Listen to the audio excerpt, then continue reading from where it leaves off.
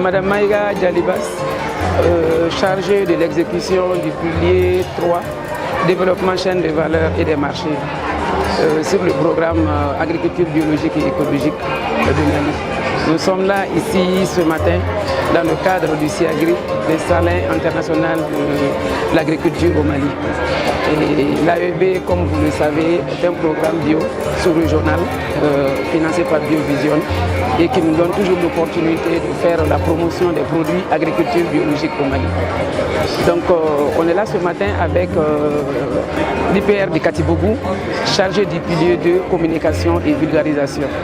Donc de commun accord, on est en train de voir comment faire la promotion du programme et montrer quelques échantillons de produits, notamment les produits maraîchers et les tests sur le coton, le sésame et également les céréales. Donc on est là et on espère pouvoir que les plus fortes autorités entendront nos requêtes et donneront un œil particulier à ce programme d'agriculture biologique qui peut faire non seulement nourrir le monde, également nous donner des opportunités par rapport au changement climatique. Donc ce serait là un message à l'endroit de nos autorités pour qu'ils puissent vraiment voir comment institutionnaliser cette agriculture et leur donner la place de choix qu'il leur faut.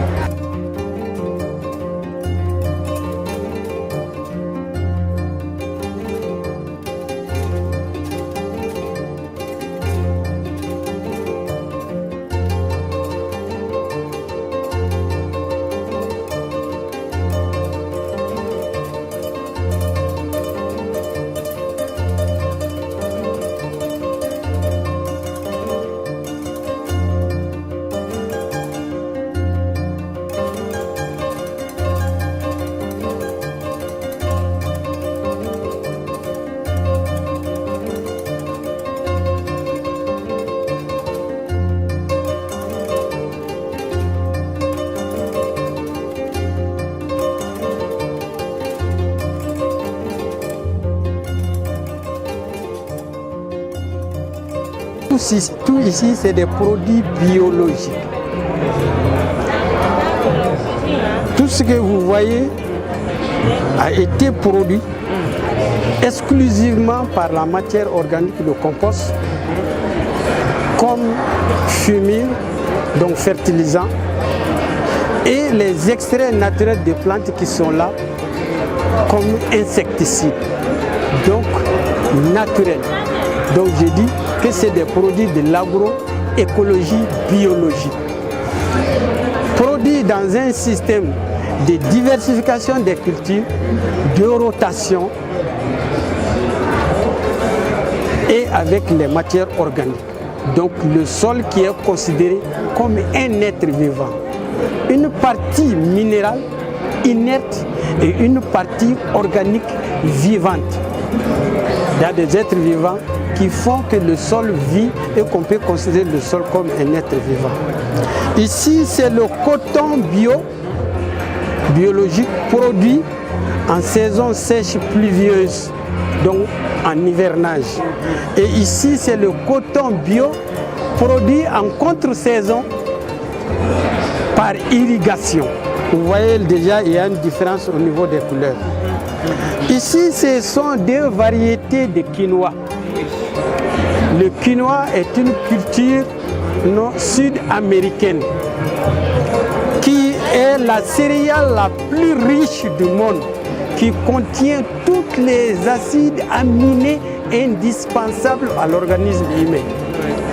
Donc on dit que c'est une culture, quand tu manges, tu te nourris et tu te soignes, parce que ça a beaucoup de vertus thérapeutiques. On dit que c'est une culture nutraceutique. Aujourd'hui, la FAO est là en train de pousser tout le monde à pouvoir cultiver cette céréale. Malheureusement, la céréale ne pousse pas dans tous les pays. Nous avons la chance que la céréale pousse au Mali. Et c'est la production du Mali. Et ça, c'est la production de 2017.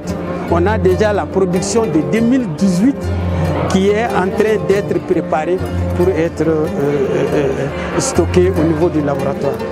Ici, c'est des variétés de haricots, exotiques évidemment, mais qui poussent aussi au Mali. Donc, c'est des sources de protéines. Comme le quinoa, il contient des antioxydants. Tocopherol, alpha, bêta et gamma. Quand tu manges, ça te protège contre le cancer. Ça se protège contre l'hypertension, le diabète. Tu ne vieillis pas. Les femmes qui ont des problèmes de procréation, ça contient de la vitamine E. Maintenant, la NASA même a adopté la culture comme aliment des astronautes. Donc ça veut dire que c'est une culture potentielle qui peut très bien assurer la sécurité alimentaire et la malnutrition.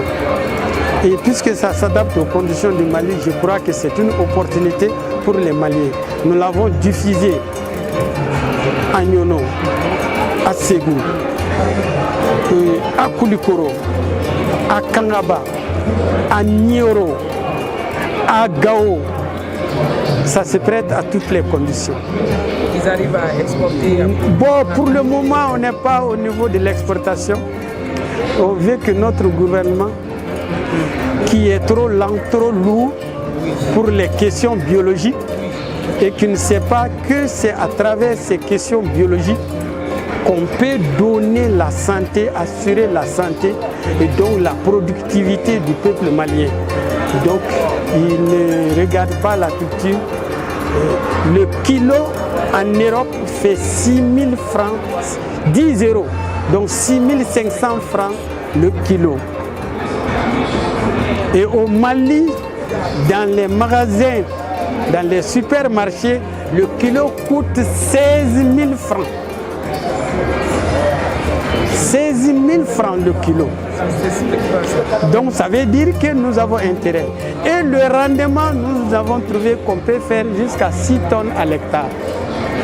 Donc imbattable.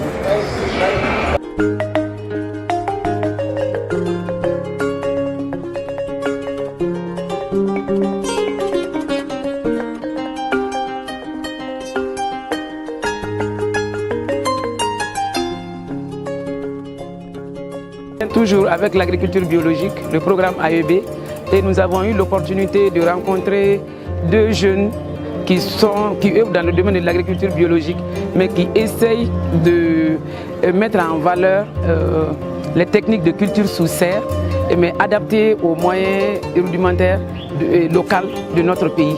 Donc c'est juste une parcelle d'expérimentation sous serre avec tout ce que vous voyez, et d'après leur explication, ils disaient que les sachets sont dégradables à 4 ans et que c'est des sachets spéciaux pour l'agriculture biologique. Et dégradables, mais également avec la particularité de pouvoir rejeter et absorber la chaleur suivant les couleurs. Donc le sachet noir en bas, comme tout le monde le sait déjà, c'est pour refouler et capter toujours le maximum de chaleur et le mettre sous terre pour pouvoir détruire les herbes. Donc ils n'utilisent aucun additif chimique, et c'est ce qui fait le bon côté du projet. Et également, c'est des cultures qui peuvent être pratiquées à grande échelle et avec des rentabilités à peu près de combien de tonnes, je ne sais pas, à peu près une dizaine de tonnes à peu près à 250 mètres carrés par an. Ce que vous voyez aujourd'hui, c'est de plusieurs années d'expérimentation, plusieurs années de travail, parce que eux, ils ont tout le problème du monde pour produire. Parce que chez moi, j'ai essayé en 2004, j'étais à Dakar pour faire une formation de micro-jardin à travers le CERA de Bamako. On a eu un voyage d'études. J'ai vu comment eux le font. J'ai dit, si tu regardes les œuvres des autres, si tu viens, tu vas essayer d'en créer pour toi-même. On a créé d'autres bagues avec des bois qui sont très jolis, qui sont très décoratifs, pour donner un exemple à tout le monde. Au lieu de mettre des fleurs qu'on ne mange pas, on peut avoir les produits agroécologiques dans la famille, une pierre d'époux. Je dis que c'est une bonne technique, une technique de récupération, et surtout du matériel plastique que je vois. au profit de l'agroécologie biologique. Donc c'est une technique qui peut servir pour assainir l'environnement. Parce que le matériel plastique dans l'environnement peut créer beaucoup de problèmes de santé, de problèmes de pollution, tout ce qu'on peut imaginer. Déjà avec cette technique, si on parvient à produire toute l'année, et avec une productivité assez élevée, je crois que ça ne fait que le bonheur des producteurs, surtout les petits producteurs qui n'ont pas assez de moyens, nous qui n'avons pas assez de moyens, donc ça peut être adapté à leur situation.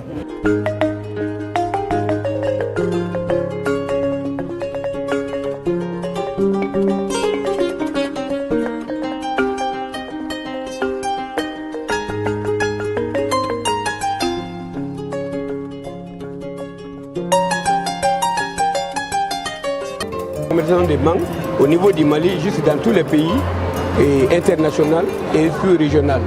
Et puis les transformations de la valeur ajoutée. Si tous ces salons aujourd'hui, cette année, ça c'est dans le cadre de la promotion de l'agriculture, c'est-à-dire pour la valorisation de nos produits, donc en agroécologie. Donc maintenant, c'est les mangues bio, produits bio.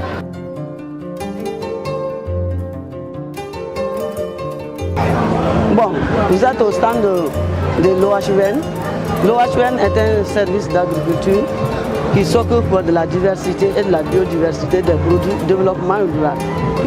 Est cultivé sans engrais et ni on ne met pas de produits. Bon, le conventionnel, on peut cultiver n'importe quelle partie dans les champs. Mais quant au sésame biologique, on n'utilise pas d'engrais, pas de produits toxiques, phytosanitaires et certifiés aussi. C'est un produit certifié. Comme Madame Youma l'a si bien dit, on a deux variétés de sésame à l'OHVN. Le sésame bio bigarré et le sésame bio blanc. Voilà. Donc on a un partenaire à l'huilerie Émile Noël de Marseille. Donc on exporte le sésame. On fait ça pour le bien de nos producteurs. L'OHVN même est là pour encadrer nos producteurs. Nous sommes au terme du Salon international de l'agriculture. C'est un salon qui a fait pas le plein, mais quand même il y a eu une participation massive. Et ce salon a été beaucoup centré sur l'agro-industrie. Bon, à la suite de quelques sondages, on a vu qu'il y a quelques éléments quand même qui ont contribué en tant qu'agriculture biologique et qui ont exposé des produits bio et qui ont quand même été appréciés par le public. Et aussi à l'école du salon, il y a eu un exposé sur l'importance des semences dans l'agriculture. Et tous les intervenants ont insisté sur où on réclamait les semences paysannes, les semences locales qui font la valeur, qui font la dignité, qui font l'identité du Mali.